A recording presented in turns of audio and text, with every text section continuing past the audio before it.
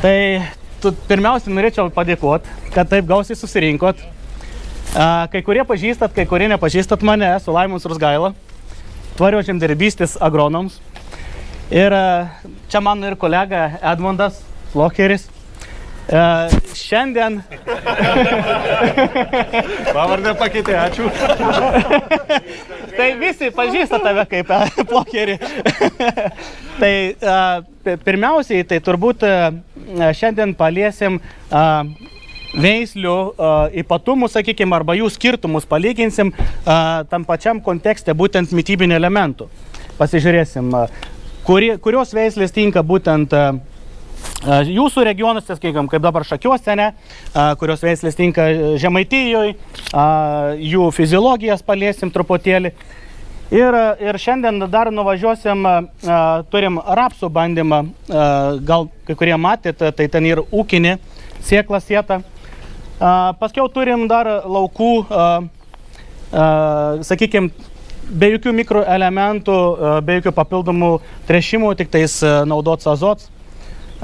Turėsim su Flocheriu visą pilną programą.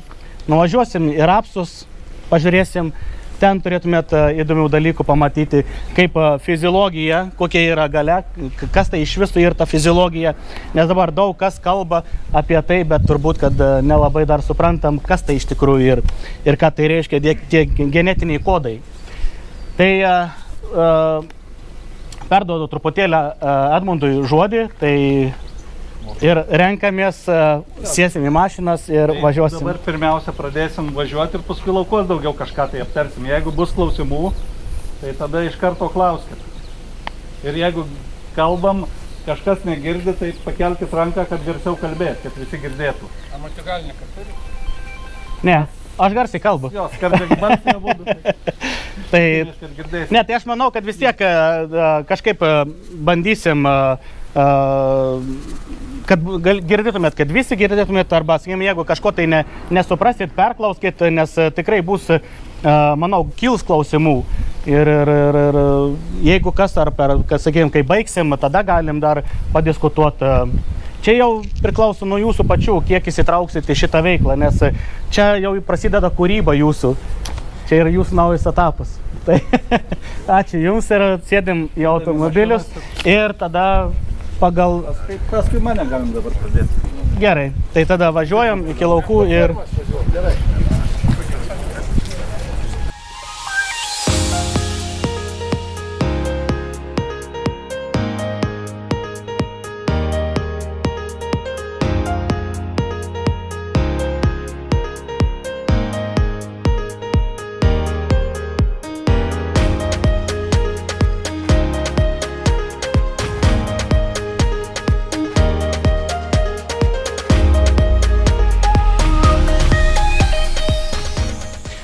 Čia esam dabar pasėję pagrindą, tai ir 5 veislės ir vieną mišinį turim Skageno ir Braito, dėl pasižiūrėti, ar genetiškai gali susilyginti ir galėsim įvertinti, ar tai įvyko. Tai dabar čia esam, šitoj pusėje turim Braitą, šitoj pusėje turim Asorį. Pirmiausiai, ką noriu akcentuoti, truputėlį paskui apie mitybą pakalbėsim, kas ir daryta, bet turbūt pačiam gali. Pirmiausiai tai, ką noriu akcentuoti apie Asorį, sakykime, šiais metais išdaigas, ką jį daro. Neįprastai, nes Asorį mes auginam jau ne pirmus metus ir šie metai yra išskirtiniai tuom, kad ji labai anksti pradėjo rodyti fiziologinius pakitimus, ypač genuose. Genuose pakitimai reiškia, kad labai anksti nudžiuvo pirmi 3 lapai. Ir jeigu taip pasižiūrėsi, daug gal, sakykime, įmonių atstovų daugelis traktuoja, kad čia turim lapų sektoriozę, nesakykime, bet pagrindę tai augalas šiais metais stresuoja nuo daugelį dalykų, tiek nuo cheminių produktų, tiek nuo fungicidų, tiek nuo augimo reguliatorių, nuo visko. Neįprastai. Šiais metais, jeigu tai pažiūrėsim, tai paimk Edmundai iš Braito. Šiais metais Braitas pasirodė geriau nei praeitais metais. Kodėl taip įvyko? Nes žinom, kad pirmaisiais metais įvedant sėklą kažkokią tai, ne, veislę, ją mes turim aklimatizuoti. Nes turi keistis genetinis kodas. Genetinis kodas keičiasi ne dėl to, kad, sakykime, pakeisim jos derlingumą ir visą kitą, o kad priprastų prie tam tikrų mūsų sąlygų. Vienam regione gali būti vienaip, kitam regione gali būti kitaip. Šiais metais Braitas iš tikrųjų fiziologinių pažeidimų nedaug turi, bet problema buvo su segmentais. Nedaug turim segmentų. Čia visas šitas laukas yra darytas vienu tręšimu. Lygiai taip pat yra atiduota 140 veiklios azoto. Vienas fungicidinis yra darytas, sakykime, naudotos skystos organinis trąšos. Lygiai taip pat ir magnis yra amidinis naudots, sakykime, ir magnis yra naudots su auksinais, titukininais, gibelerinais. Čia yra padaryta. Ir galėsim perbėgti per visas veislis ir pamatysit, kaip kiekviena veislė skirtingai užpildė segmentus. Tai šiais metais dar kartą patvirtino būtent, kad Braitas yra per daug intensyvi veislė. Jai reikia ganėtinai daug priežiūros ir irgi lygiai taip pat turi nemažai fiziologijos pakitimų. Jeigu taip žiūrėsim, atkreipti dėmesį ir ne vienam esu rodęs, kad augalas greitai sensta. Tai parodo, kad būtent augalas nedirba. Aišku, jūs čia nematysit, bet pagrindė, tai kai jūs laukuose persipjausit ir pasižiūrėsit būtent šitą kaklelį pradą, tai čia yra būtent jau, kai jis būna sukietėjęs, dažniausiai parodo tai, kad augalas nesimaitina pilnavertiškai ir yra užprogramuota, kad jis neduos jums derliaus gero. Jeigu taip atkreipsit dėmesį, kad ir sveikas augalas, tai šita vieta turėtų būti iki pat beveik pabaigos žalia. Jo, nes jeigu, sakykime, aišku, dabar daugelis akcentuoja, kad reikia įdėti kalio tenais, patrešti ir jūs užsipildysit segmentus, taip nėra. Tai, sakykime, ką Dievas sukūrė, mes negalime nepapildyti. Tai lygiai tas pats, ne, ir čia yra, su augalais. Tai dar kartą įsitikinau šiais metais, kad su Braitu per sunku yra jį užauginti aukštos klasės. Ir sakykime, ten, kur yra sunkesnis dirvos, ypač mūlingi dirvožemiai, kaip, sakykime, čia varijuoja dirva. Vienur yra geriau, kitur yra prasčiau iš tikrųjų. Ir matysim, iš tikrųjų, kai nupjausim tą derlių, pasversim, bet manau, kad šiais metais Braitas ir vėl nestebins. Atrodo ganėtinai neblogai, bet taip. Jeigu lyginti būtent baltymų kiekius Asori ir Braitą, tai ir apylygiai. Nes turim iš 2 metų tyrimus, tai ten deklaracijoje ir parašyta kai kur iki 13, virš 13% baltymo. Ir dažniausiai yra traktuojama, kad bus pirma klasė, bet tiek praeitais metais nepavyko įkabinti pirmą klasę ir lygiai taip pat ir šiais metais, ko gero, nebus pirmos klasės. Tai gal turi klausimų būtent apie šitas veislės dar? Tai Braitą reiktų auginti intensyviau? Taip. Braitas yra ir jo priežiūra yra intensyvesnė ir reikalauja daugiau fungicidų neįprastai, sakykime, ir azotų daug. Tai turėsim, jeigu nuvažiuosim į kitą lauką, ten yra 170 veiklios paduota, tai jis atrodo daug kartų geriau. Tai vadinasi, intensyviai jis nori būti maitinamas, prižiūrimas ir visa kita. Tai va, tokie dalykai su jo ir čia. Apie Asorį? Su Asoriu, tai kad Asoris išskirtinums ir tik tais tuom, kad jis turi rūgio geną. Rūgio genas buvo pritaikytas būtent lengvesniuose dirvožemiuose, ne? Ir mažiau reiklus azotui. Bet ką mes matom, kad nėra taip.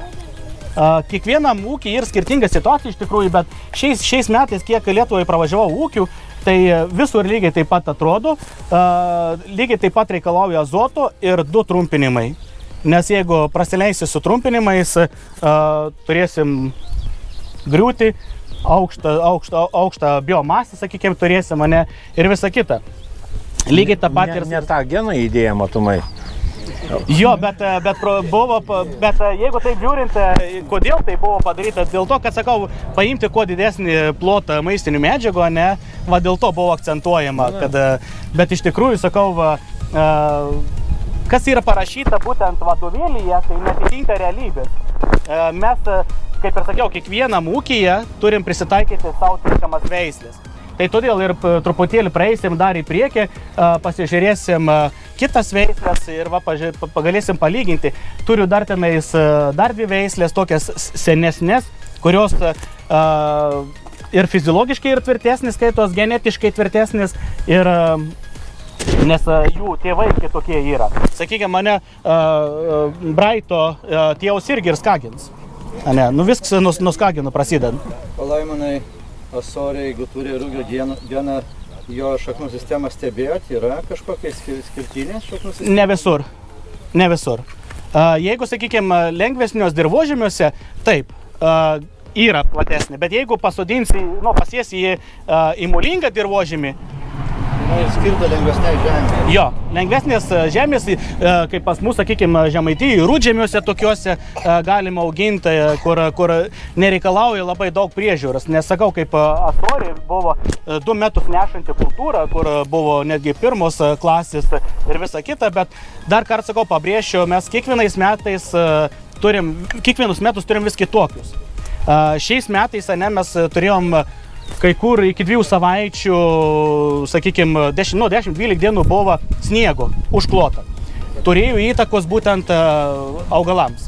Lygiai taip pat pakeitė maistinių medžių judėjimą, pakeitė, nes jiems reikėjo atsigauti, kai kur buvo nulaužti, sakykime, stiebai pažeisti. Aišku, kaip žiūrint, jeigu taip kaip vokiečiai ką daro, tai irgi būna, sakykime, bamblėjimo pirmo bamblių tarpsnėje, jie nuvažiuoja voloja.